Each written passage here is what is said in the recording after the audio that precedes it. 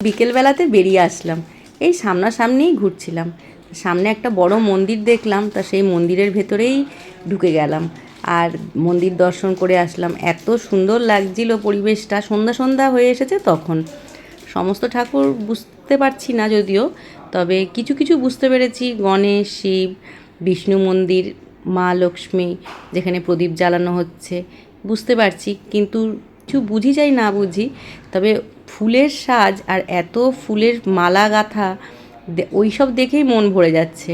তুলসী পাতার মালা, ফুলের মালা, বিভিন্ন রঙের ফুল দিয়ে মালা গাঁথা, এত অপূর্ব লাগছিল পরিবেশটা। আর সবথেকে যেটা দেখে প্রচণ্ড ভালো লেগেছে, মানে এত আর্টিস্টিক, পাতার ওপরে প্রদীপ বসিয়ে ফুল দিয়ে প্রদীপের শিখা জ্বালিয়েছে মহালক্ষ্মীর কাছে। আর দেখতে এত অপূর্ব লাগছিল আর খুব সুন্দর লাগছিল। সবুজ ফুল, সবুজ পাতা, হলুদ ফুল, গোলাপি ফুল, আর তার মধ্যে প্রদীপের শিখা, যেন একটা অনন্য সুন্দর, আর অভিভূত হয়ে যাচ্ছিল মনটা। আর প্রচণ্ড ভালো লাগছিল। এটা হচ্ছে বিষ্ণু মন্দির।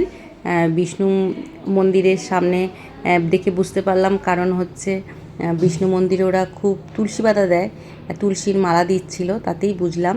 আর দেখুন কি সুন্দর মালা গেঁথেছে। আর পার্বতী, মহালক্ষ্মী, এদের শাড়ি পরানোর ধাঁচগুলো আর শাড়িগুলো এত সুন্দর, সেই ধরন দেখেও কিছুটা বুঝতে পারলাম এগুলো মহালক্ষ্মী, পার্বতী, মা দুর্গা মন্দির। আর ফুলের শোভা তো কিছু বলার নেই। তাই ঘুরে ঘুরে আমিও দেখলাম আর আপনাদের সাথেও শেয়ার করলাম।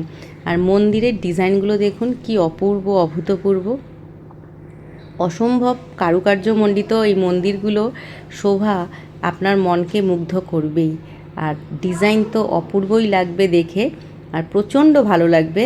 পুরো মনটা শান্ত, পবিত্র হয়ে উঠবে এই মন্দিরে আসলেই।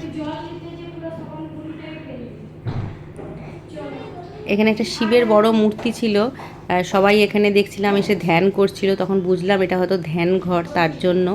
আর শিবের মূর্তিটা এত অপূর্ব, চোখ দুটো অর্ধ উন্মিলিত, শিবের চোখটা অর্ধ উন্মিলিত ছিল। অপূর্ব শোভা সৌন্দর্য দিয়েছিল, অপূর্ব শোভা সৌন্দর্য ছড়িয়ে দিয়েছিল এই মূর্তিটি। আর দেখুন কি সুন্দর কোষ্ঠী পাথরের সমস্ত পাথরের মূর্তিগুলো, অপূর্ব। আর এটা তো সবাই জানেন ভেঙ্কটেশ স্বামী। এটার একটা ফটো আমি তুলে নিয়ে এসেছি। কেমন লাগলো অবশ্যই কিন্তু কমেন্টস করবেন।